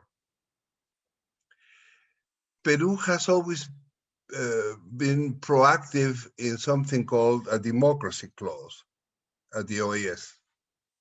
And that democracy clause is what is used to call in foreign intervention in a non-democratic country. Now, as it turns out, and this, I think, Prashad has given us the information. First of all, in the UN Charter, the principle of non-intervention is present, and we should address that. The second thing is regional interventions, and that I did not know. I have not been reading my UN Bible, so thank you very much. We should look into this regional intervention and without a UN Security Council resolution. And given both things, we should then ask the current president of Peru, Sagasti, to please dissolve the Group of Lima, given it is not legal internationally. That will at least open a discussion between Peru and the member countries. One factor in our favor, and this is an odd one, is that Mexico, because Mexico has in its constitution written in the principle of non-intervention, because Mexico had been invaded by the US. Oscar, if you can hurry it up, yeah. Yeah. Mexico has withdrawn from the Group of Lima. So the group is weakened. So I think we can try, and we have to think out how, but we can try to do something to deactivate the Group of Lima now that it's weak. That's it. Fantastic. Thank you. Very important intervention, Oscar. I have Luis and then Medea. This is you can hear me, I think? Yes. Okay. This is a question that arose out of something Vijay was saying. It's about the UN Charter. Just wondering if the UN Charter explicitly prohibits regional sanctions outside of the institution of the UN. And if so, why the UN hasn't made any sort of statement about the Lima Group effort and sanctions. Thanks. Great. And Medea. Yes, one for Carlos is, what are the assets that Guaido has gotten a hold of, and what campaigns can we strengthen to unfreeze Venezuela's assets? And then for Leo, you said that the US Congress is more concerned about sanctions, yet Tulsi Gabbard's leaving, Ilhan Omar is kind of marginalized. Is there something else we can be doing to get more support for that? And then in terms of Florida, I don't know if the opposite might be true, which is that the congressional campaign coming up in 2 years, because the House is such a slim margin now for the Democrats, they really want to get those seats back. So those questions. Mm-hmm. Thanks. So how shall we do this? Maybe we'll go in reverse order this time, beginning with Carlos, then Leonardo, then Vijay. Yes. Yeah, on the issue of what he has, Guaido has actually been getting hold of. The big problem here is that despite the fact that he doesn't have any real legal basis in Venezuela, the U.S. government, for example, gives him this recognition and allows him to handle some of these things. I mean, the biggest issue I would say is the control over Citgo that they have. They really do control the company in the sense that they're controlling the funds. There's something we've discussed earlier before. The Citgo used to have or still has, I guess, a foundation, which is the Simon Bolivar Foundation. The Simon Bolivar Foundation used to do these social projects that the company had in previous years. For example, it was a way through which the heating oil program was financed in the United States. Well, now they've suspended that sort of activity with the new control that the people from Guaido have over it, and they're financing other sorts of projects. And out of the result has been, for example, a group of patients in Venezuela, some of them children that used to be taken over to other places like Italy, where there's specialized treatment for bone marrow disease and everything. They've lost that financing because it used to be the Simon Bolivar Foundation that would sort of use that. Now we've been trying to find other ways to help these children. When PDVSA tried to pick up the tab for Simon Bolivar Foundation, we were blocked. Every transaction that we would send over for the money, the banks would block it. So it's been very difficult to do that. Meanwhile, what they're doing is they're giving money to some foundations, including some NGOs that are headed. There's one, the Venezuelan endowment or of some sort, that has activity in the United States and in Canada, and it's actually headed by the man who says he's Guaido's ambassador to Canada. So this is how crazy it is, because now they took control of the company and they're financing themselves and their own personal agendas and even these fake NGOs that they have, and that's what they're using the resources for. So he has control of that, and then there's other things that he's being used as an excuse as to not give the government control. For example, the case in England that was mentioned a little while ago is part of it. The initially what the bank said is that, well, we don't know because there's a dispute about who is president. I mean, they're using the figure that Guaido is supposed to be interim president. So since we don't know, then we can't give anybody the money, kind of thing. So it's two things: is he has control of Citgo and some assets of the sort around the world, some in Colombia as well. Another company, another scheme, sort of like Citgo, another company that we had in Colombia. He has control of that too. But then also there's the second part, that is money that is basically just frozen because as long as he's there and he pretends to be president, it gives an excuse to these more reactionary governments like the Lima Group governments or the U.S. to say, oh, well, we don't know what to do with this money because we have two governments. So it's sort of the at the end of the day, we're talking about $30 billion at least of money and assets of Venezuela that are frozen outside and that we can't use by any means necessary. And I think there was another something else I wanted to comment about, but I've lost it. Anyway, I'll go back to if I remember. You can bring it up next time. There'll be one more round at least, I'm sure. So, Leonardo. Sure. So the first question was about the sanctions legislation. So CODEPINK is part of a coalition called Lift Sanctions, Save Lives. And in this coalition, there are think tanks, charity groups, religious organizations that have a lot of influence in the Hill. And the feeling in this coalition is that while there were, of course, the Tulsi Gabbard is no longer going to be in Congress, and Ilhan Omar is somewhat marginalized because of, being in the squad and being a democratic socialist. There is interest from other congressional offices in limiting the power of sanctions. Particularly, there's this thing called IEPA, the International Economic Emergency Powers Act, And it's through IEPA that the Obama administration was able to issue that executive order in 2015, calling Venezuela an unusual and extraordinary threat. So yeah, I mean, I think on the Hill, it's going to be an uphill battle, but there is growing sentiment, even within some Republicans, about sanctions overreach and the fact that sanctions clearly have humanitarian impacts that aren't being discussed. Regarding Florida, the Biden camp really took a very hardline right approach in terms of its campaign in Florida. And they were, again, as I started my part of this discussion was their platform was almost indistinguishable from Trump's. In 2 years, if they do that, if that's their strategy again in Florida, I think they're just going to lose in Florida because they're not going to outflank the Republicans from the right on the issue of Venezuela.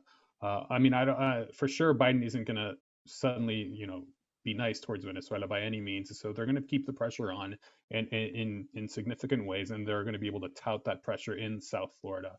But for the Democrats to win in Florida as a whole, I think really their strategy is going to look more like it's looked in Georgia, in the sense that it's going to be a lot of grassroots organizing from the Black community that's going to be able to flip Florida at a statewide level for them. And I think that's the lesson that they have to take. If they try to, take a right-wing approach in South Florida, it's not likely to be a successful strategy. Vijay. Yeah, thanks. The first thing I would like to do is I'd like to welcome Oscar and Atif and others into a small working group on stabilization of the Venezuelan economy. I know Oscar asked a question about the Lima group, but I mean, he has one of the experts on external debt and on macroeconomics, both of them. So if you would like, we could set up a little working group and informally and come up with some ideas that we can shoot around proposals. So I very much would welcome, I mean, I know the work of both of you, and I would implore you to join our little modest working group on hyperinflation. So if you are willing and able, I'll contact you and we'll move forward. On the question of the Lima group disbanding, I know that Carlos and the Institute Simon Bolivar and the Tricontinental and others we've all been looking at this issue because there is an illegality here. It's true that there is a non-interference clause in the UN Charter. It's also there in Article 2 of the OAS. OAS Charter, Article 2 directly uses the word non-interference. So intervention, sorry. So it's there. The legal standard is there. Secondly, if you look at Article 41 of the UN Charter, it directly says that any Chapter 7 sanctions has to come with a UN Security Council mandate. And here's Article 41. The Security Council may decide what measures not involving the use of armed forces are to be employed to give effect to its decisions. That is why we call these US primary and secondary sanctions illegal. They're illegal because they go against Article 41 of the UN Charter. There is no legal basis for a country to sanction another country. Now, a country can take decisions not to have economic ties with another country. That's perfectly within their ambit. But to put sanctions where they are then targeting third country companies for trading in perfectly commercial way is, I think, where the question of illegality comes in. The United States targets third country companies, targets multinational companies. You just saw this incoherence in the delisting of, or saying that if you trade in Chinese firms that have ties to the military, United States government in an executive order sent this to the New York Stock Exchange. It's created complete chaos there. Because the stock exchange and traders don't know who is linked to the military and not. It's a totally incoherent thing, but it's political pressure. This is not precise. It's not about economic policy and so on. This is politics. And so the question of illegality of sanctions is quite clear. That's why we call these illegal sanctions. Now, the issue of the Article 53, I mean, this is a fundamental issue, is that regional bodies cannot act like this, because then you have gangsterism. Let's look at this. The Chinese government set up the Shanghai Cooperation Organization, the SCO, to deal with the question of the Taliban, actually, and so-called, radicalism or terrorism in the heart of Asia. That's why the SCO was first brought together, but it was based on UN Security Council resolutions. It was not based on the whim of the Chinese or the other governments in the region. The Lima Group is not based on any resolution, and I mean, Oscar knows better because this is your country. But Sagasti in December, late December, made a public comment again, coming out on behalf of Guaido. So as recently as 23rd of December, the day before Christmas, he came and gave Guaido a Christmas present. But I think there is an opening to say that if we are not to be a world of gangsters, we have to accept some limitations that are placed on us by the UN Charter, because we have all signed on to this. So I would very much welcome, Carlos, if, Simon Bolivar, Tricontinental, we put together some sort of 2-3 page, essentially a legal finding against both sanctions and the Lima Group specifically, and start to circulate it for discussion. That might be a way to build pressure. We have our partners who are inside the United Nations. It should be raised in the next General Assembly meeting. I would very much like to call for a General Assembly, a special session of the General Assembly to discuss this form of illegality, both sanctions and the creation of regional institutions like the Lima Group that put illegal pressure on countries. I think a special session of the GA to discuss this is totally appropriate. But why don't we start by just putting together some of this, like a legal basis for making this claim? And I think the two institutes can do that. Great, thank you. Okay, so we now have, I have Atif, and then there is actually quite a lot of questions in the chat, some of which, of course, have been dealt with. So I would like to ask Atif to speak first, and then I would like to ask Brendan to group together those questions that have not been posed, and then just pose them all together, and then we'll take a final round of responses. Go ahead, Atif. Unmute. All right. Thank you, Radhika. It's just only a very brief comment that there is a way out in the short term. There are three things that come to mind. One is that we have to form our payment mechanisms outside the dollar exchange. A few of them, it's like barter. Where countries will get together and exchange their goods at particular prices that they agree to among themselves without having to go through the dollar. Because once you go through the dollar, you're allowing the US to impose its hegemonic dictates on the exchanges. The second one is the second best. This is a bit technical, but economists have found something that you don't need the market and the free, flexible exchange rate regime to effect exchanges among countries. What you can do, you can use subsidies and taxes. If you don't like to import luxury goods, well, put high tariffs on them. If you like to promote your exports and you find them to be a bit more expensive than the international competitive price, then give them subsidies. But don't go and change the exchange rate regime.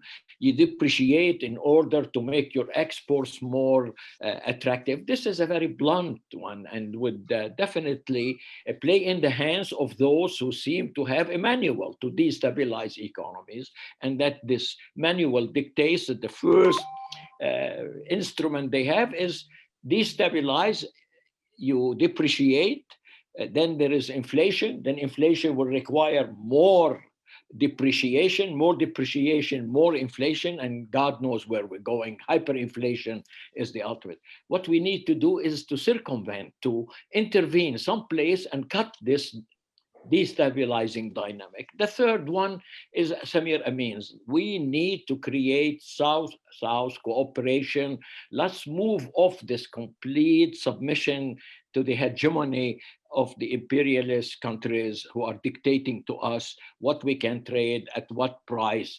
And there is no market there. It's basically huge national corporations. I hate the word national because it's not true. It's basically a few countries dictating the whole things. But the challenge here is to what extent can we extricate ourselves from this system? As long as we remain into it, there is no way out. Thanks, Atif. You've taken the words out of my mouth. So very important, I think, counter consideration, because as long as countries remain linked to the dollar system, they are essentially providing an escape hatch for money to leave the country and constantly impose inflationary and devaluing pressures on the currency. But anyway, all right, so now I see that there is also Carol Francis who would like to ask questions. I'm going to let her have a go, and then Brendan, I hope you're ready with the questions from the chat. Carol Francis. Okay, thank you. I'm wondering how we can get more Canada, US in this nice Zoom age. Connections and working with each other. I work with an organization, the Interfaith Communities United for Justice and Peace. This is a tremendous, what you're doing is a tremendous asset to us. I'm wondering if we could like bridge that.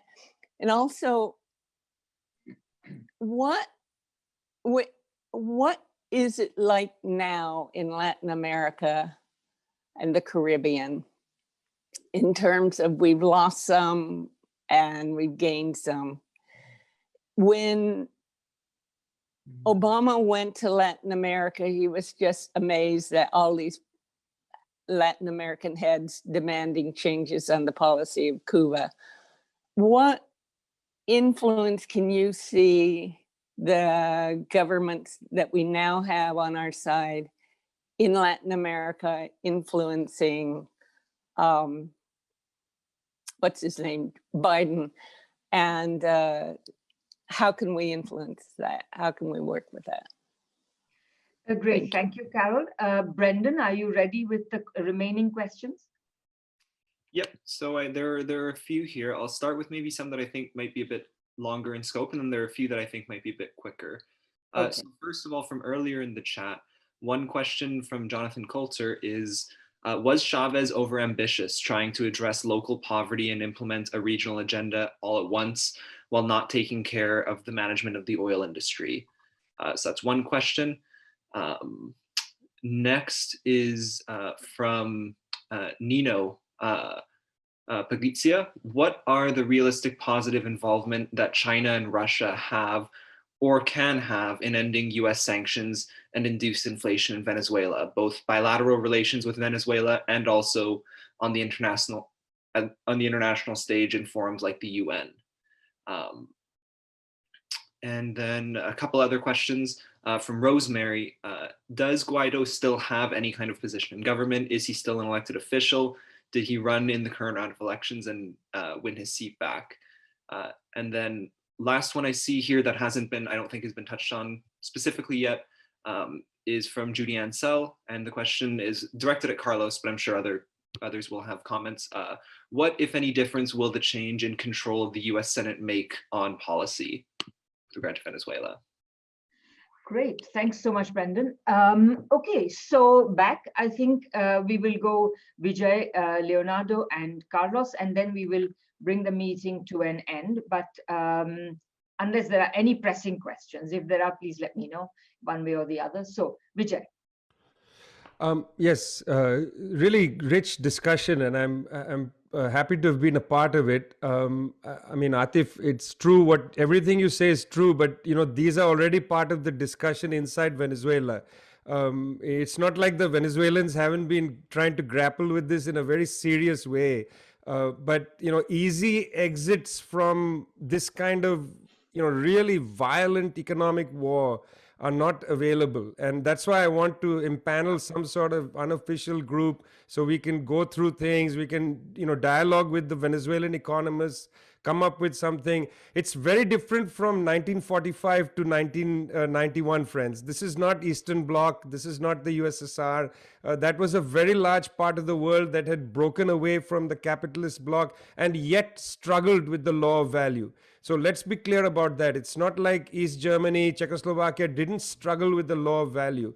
If you go back and look at the Kozinskian reform approach in the 1960s and 70s, they struggled with the law of value. So it's not a question of just the dollar, it's the law of value. It's not just currency. Let's not fetishize. We are going back before Marx then, saying it's a question of currency. It's not merely currency, it's the law of value that has to be fought against, and that's hard. And that brings me directly to this question of, did Chavez do too much? You know, when they won the election, Peter Monk of Canada, Barrick Gold, these people took a direct position against, and by the way, at the University of Toronto, your School of International Studies is named after that international gangster, Peter Monk. I would like the Canadians to start a program to rename the School of International Studies at the University of Toronto. Peter Monk wrote in the Canadian press directly as the head of Barrick Gold. He called Chavez a dictator, he called for his overthrow.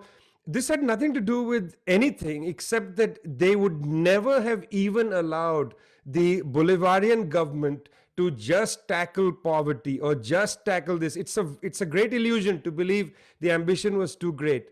You know, it's a funny thing. One hears from people who are adherents of Trotsky, this concept of permanent revolution. You can't build socialism in one country and so on. The other side, but you see, of course, the issue in the USSR at the time was not build socialism in one country. It was that there were no allies available. I think what the Bolivarian process did from 1999 onward was to build regional robust solidarity and regionalism. They were committed always to the Bolivarian project, which was much more than the Venezuelan project. So I think that to say in hindsight, well, should Chavez have just tinkered with the oil industry? Should he just have had a social democratic? They would have tried to overthrow him anyway, friends. Just to be frank with you, Peter Monk wasn't saying that, oh, he's doing too much, he's gone against FTAA. They simply didn't want the renegotiation of the oil agreement. Even that was unacceptable, and that's a basic resource nationalist demand, not resource socialist. Chavez radicalized from resource nationalism to resource socialism. Monk's problem was not with resource socialism. It was with resource nationalism. Just to be clear about this. So I think that to say, oh, look, they did too much and too many things at the same time. They had to do something to build regional robust solidarity to prevent the coup d'etat from taking place in the very first years of that government. So I would caution a little bit this idea that, well, why didn't they just fix the oil industry? My friend Carlos Mendoza, who is at the Central Bank of Venezuela, is one of the world's experts on Venezuela's oil industry. Well, you can call him up and talk to him, and he will tell you directly. There was no appetite in 1998, 1999, 2000 and so on just to fix the oil industry. Much more was needed. I mean, questions of hunger had to be tackled and regionalism had to be on the table. These three scales were all simultaneous. You couldn't just focus on one of them. Now, we can go back and look at this in detail and say, well, it could have been done like this. But frankly, the George W. Bush government wanted to overthrow the Chavez government regardless of this or that thing, which now one says is perhaps a little excessive. I'm not sure that that's actually going to help us advance our thinking on why they want to overthrow the government. On the question of Russia and China, of course, there's enormous scope for this. And on the 30th of January, the Institute Simon Bolivar and Tricontinental and the No Cold War platform are hosting a discussion on the 30th of January about the US imposed hybrid war against China and the implications for Latin America. And here the role of China, Russia, Iran, Turkey, and other countries has been fundamental. And in the center of this is the resilience of Cuba. I very much hope people will go to the Cuba Nobel website and help support the campaign for the Cuban doctors to win the Nobel Prize. That prize We don't want to honor the Cuban doctors. We want the Cuban doctors to honor the Nobel Prize, which is a delegitimized prize. Not ever since they gave it to Obama, they've given it to lots of scoundrels. The Cuban doctors don't need the prize. The Nobel Prize needs the Cuban doctors. This is a form of regionalism that has been taking place that is outside US power. But it is being threatened by the United States at every turn and its allies. It's not easy for for Venezuela to seek some of these alliances out because unlike say Russia-China integration on the continent of Eurasia, unlike that, Venezuela is on the doorstep of the United States. It's not as simple as it sounds. It's not just a substitution. Substitute this for that. Look, it's Iranian, as Carlos mentioned, Iranian oil tankers held up at high sea. Piracy by the United States government. What do you expect Russia or China to do? Do you want a missile crisis kind of situation in the Caribbean? Nobody wants that, okay? The Chinese don't want a war with the United States. US gangsterism is the principal issue here. They are trying to undermine any attempt to create different kinds of pathways. Multipolarity is off the table. The last thing I want to say is, at Tricontinental, we produced a dossier this January called Twilight, which is about the loss of US authority, this very significant challenge that the United States is feeling from China and to some extent Russia. And I would very much like you to read the dossier called Twilight. It's available for free on our website in Spanish, Portuguese, English, and so on. It's from our perspective, it's our view, fundamental view on the current geopolitical entanglement that the United States is forcing on the world. I very much want to have you read that because we make the case that it's not US power that is depleted, it's US authority. US power remains very much in the frame. It must not have an illusion about the decline of the United States. There's a decline of US authority. That's different from a decline of power. So please go and read this. The text is called Twilight. It's about the possibilities of a multipolar world. Thanks a lot. And thanks for inviting me, Radhika. Yeah, of course. Anytime. Next is Leonardo. Sure. So I'll tackle the question about how Latin American countries might be able to influence Biden. I think that's a really good question. And one of the things we saw during the Trump administration was how close he got to Latin American right wing, the fascist or whatever you want to call them, in Bolsonaro in Brazil, Duque in Colombia, even Nayib Bukele in El Salvador. And I think these relationships are going to change, and it's not necessarily going to be because of Biden, but because there's going to be pressure from Congress to call some of these countries out on their human rights violations. So we've already seen, so for example, 2 weeks ago when the US passed a new spending bill, within that bill there was a call to cut military aid to El Salvador, and it passed. So we're going to see more and more of that with regards to at least Brazil, where there's very clear congressional opposition to the presidency of Bolsonaro. And in terms of Colombia, I mean, Álvaro Uribe and Duque's kind of faction, they openly campaigned for Trump, and it's not clear yet how if this is going to have repercussions for them with in terms of their relations with Biden. But I think Mexico and Argentina are going to play a really big role in, or they have the opportunity to play a really big role in bringing the United States to a less harsh position on Venezuela. I think Vijay did a really great job on answering the question of whether Chavez was overambitious. And I would just add that in terms of managing the oil company, I think the question said it was mismanagement. We have to keep the context in mind too. So in 2003, you had the oil lockout when you had all of these kind of, these bureaucrats freeze the oil industry, and then many of them left the country. So you had this kind of very precipitous drop in talent and human resources within the oil industry. It got built back up over the years, but then a lot of them started being poached by international oil corporations during this period of induced hyperinflation because their salaries were no longer adequate. And so they could make a lot more money abroad. So you have a lot of oil technicians trained in Venezuela, educated in Venezuela, who are now working in, say, Texas or Colombia or in other countries, Ecuador, for example. And I really, can't really talk about oil without talking about the betrayal of two oil ministers who are very deeply involved in corruption, and one of them is now, at large in Italy, pretends to be this kind of leader of dissident Chavismo, whatever that means. It's something that doesn't exist. But their betrayal is really kind of key to the decline we saw in the oil industry prior to 2017. And from 2017 onwards, it's all been about the sanctions. In terms of Guaido's official position, he boycotted the parliamentary elections on December 6th, as did his faction. So he no longer has any sort of official position in the Legislative Assembly. And so I also just saw a question on the chat of whether he's going to be tried for treason. There is a push from below in Venezuela. For a lot of Chavistas are really angry with Guaido for obvious reasons, and they want him to be tried. I think it's going to be difficult for the Venezuelan government to do this, and I'm also not sure they're going to want to, because Guaido is really the gift that keeps on giving. Just a week ago, even the Washington Post had this very important article about corruption within the Guaido so-called interim government. And so I think he kind of exposes what the Venezuelan right wing is all about. And so there's really no need at this point to imprison him, but we'll see what happens in the future. And regarding the question about the Senate, yeah, in the U.S., I think it's good. It's not clear yet how the different committees within the Senate are going to break down. Generally, when there's a 50-50 split in the Senate, as we're going to see for this new one, there has been kind of negotiations between the two parties in the past about kind of sharing power.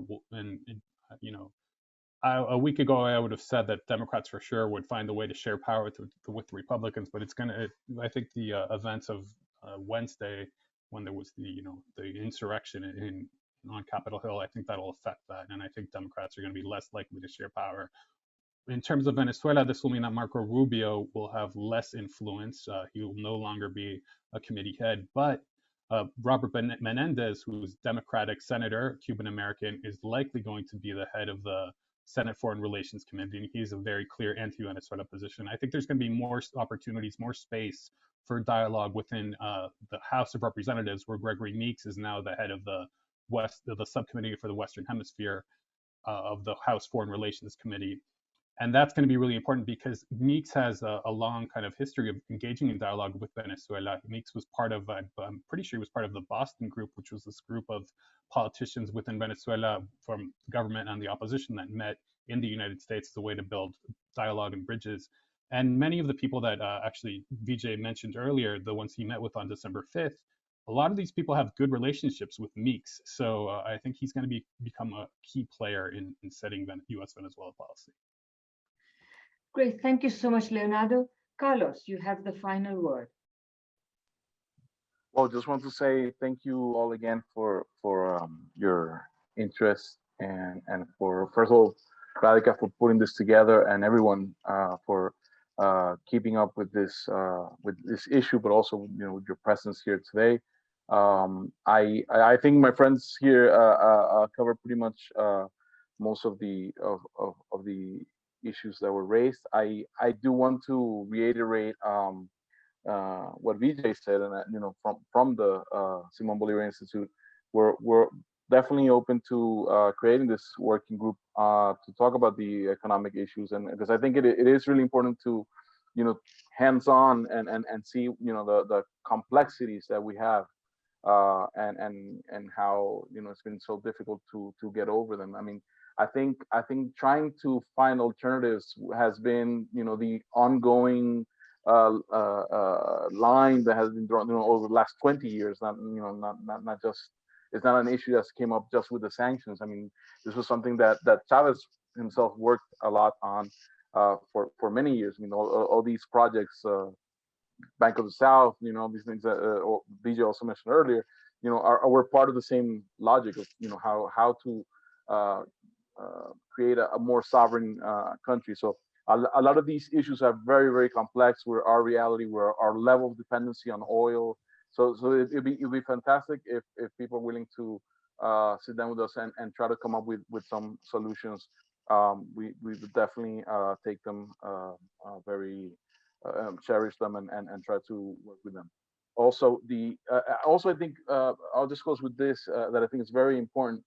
The issue again of attacking or denouncing the Lima Group and And given that this is a group that is, like we said, Canada-based right now, this meeting, I also want to draw attention to the issue of the complexity of our current relations with Canada. We have tried by any means possible, and I see our friend Luis Acuña, who's Charge d'Affaires at the embassy in Ottawa, which every time I have the opportunity, I commend him for his true dedication and patriotism in the worst possible circumstances, because I can't stress that enough. I mean, the financial system in Canada is completely tied to the U.S. financial system. Anything that we try to send is blocked. We've had things done to us in the level of diplomats that were part of the embassy not being able to come back to Canada, when after making a trip, just because Canada decides in the middle of the trip that they don't recognize them anymore as the true diplomats.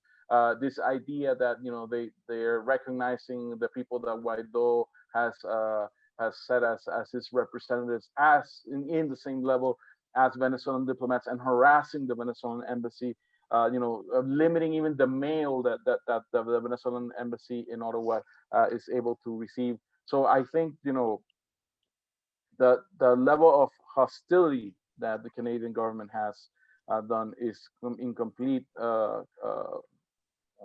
It counters completely the principles of diplomacy in every sort of way.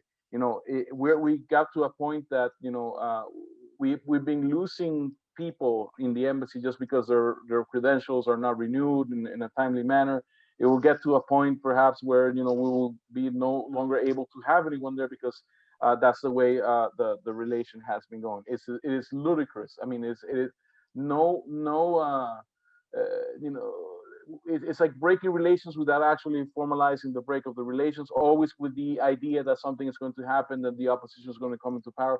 So I think in Canada, it is very important that this is known, that this is stressed, and that also that you could show solidarity with our Professor Acuña and with the people that have worked as locals at the embassy, protecting Venezuelan dignity above all things, protecting Venezuelan sovereignty.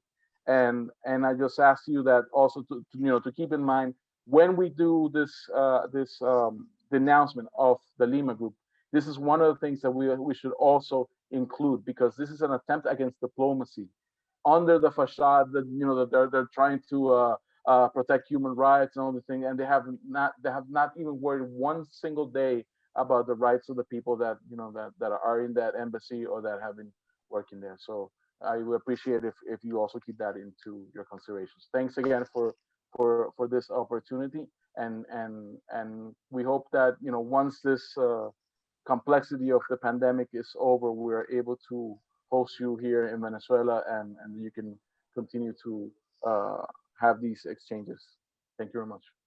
Thank you so much. Thank you all of the speakers, Vijay, Leonardo, Carlos, and of course, thank you for an extremely vibrant and engaged audience. I think if the success of a meeting can be measured by the number of concrete proposals for action that are made, I think we are among at the very top of the list of successful meetings, because I think if I remember correctly, and please add any I'm forgetting, but we have at least 4 proposals before us, and I think there is going to be action on all of them. Number one, as Vijay suggested, there will be a meeting on money, essentially the problems of the Venezuelan economy, particularly relating to hyperinflation, exchange rate, etc. problems. And I just wanted to add that actually, Vijay, just as you were making these proposals, I was in a discussion with Oscar and then Atif privately, and then Atif made the discussion public and started having these discussions. So I think these different points of view are very important to add, because definitely it would be far easier if sanctions were lifted and Venezuela could continue as before.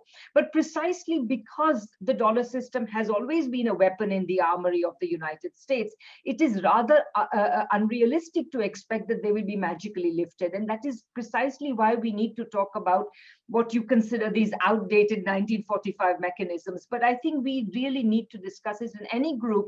I think precisely a real group that will come up with discussions is a group in which these two positions are both represented. So I think that we should create that group. I would certainly, I should say, by the way, that I'm certainly among the representatives of the opposite tendency, because in my book, Geopolitical Economy, I have argued about precisely the internal contradictions of the dollar regime. And in fact, the economist Michael Hudson and I are about to come out with a shorter version of this argument called The Coming Crash of the Dollar Creditocracy.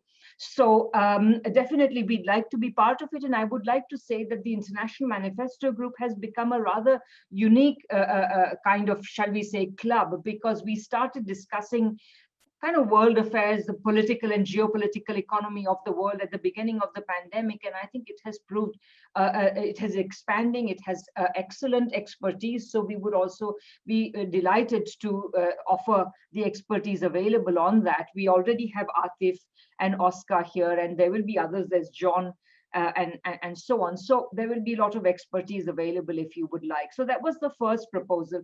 There is a second proposal to do something about the Lima group and see if it cannot be disbanded, essentially. And I definitely would like to be to take that forward. So I'd be happy to do whatever it takes to coordinate that effort. Thirdly, there was a proposal of bringing Guaido to justice, although I think that this has been quite well answered for now, so we can perhaps shelve that. And finally, there was, I think, Vijay's very important point that it is perhaps, and you guys are already doing it, and we look forward to that, that is to produce a legal, essentially a legal opinion on the legality of sanctions, because quite frankly, I think this will play a very important role, because there are many progressive people who, although they recognize that this or that sanction regime is wrong, they are unwilling to condemn unilateral sanctions. They are unwilling to recognize that the UN does not allow unilateral sanctions. So I think something on these lines, which is widely publicized, will be very helpful for advancing the left positions. So I wanted to say that. And finally, I will simply say that those of you who are here and would like to exchange with your friends information about this group, about this meeting, please note that it will be posted on this website. I'm just going to put the link in here. In a few days, as soon as we've had a chance to process it and make sure that it is it's all coherent and so on. So we will be posting the video on this website, and of course at the Facebook page also it is already there, and we will post perhaps a cleaned up version if we think it's necessary later on. So please circulate this widely. I think it has been one of the most exciting meetings that I have attended. And so thank you both, as I say, to the panelists and to the extremely active and engaged audience.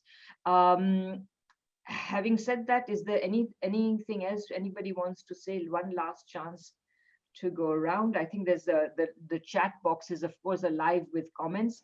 So oh yes, Carlos, wait a minute, sorry.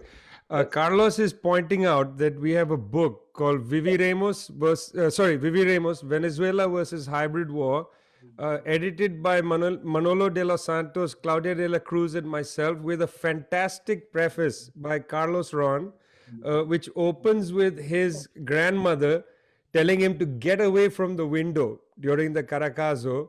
It's a really, really good book which details the gangsterism of sanctions. And it's available from international publishers and leftward books as well. So yes, thanks, Carlos. Almost forgot. Well, check out the extremely exciting list of leftward books anyway. But yes, and in fact, I should say Vijay is also one of the co-editors of leftward books. Okay, folks, thank you very much. I will be in touch. Of course, you will hear about further meetings and so on from us. Thank you for your engagement. And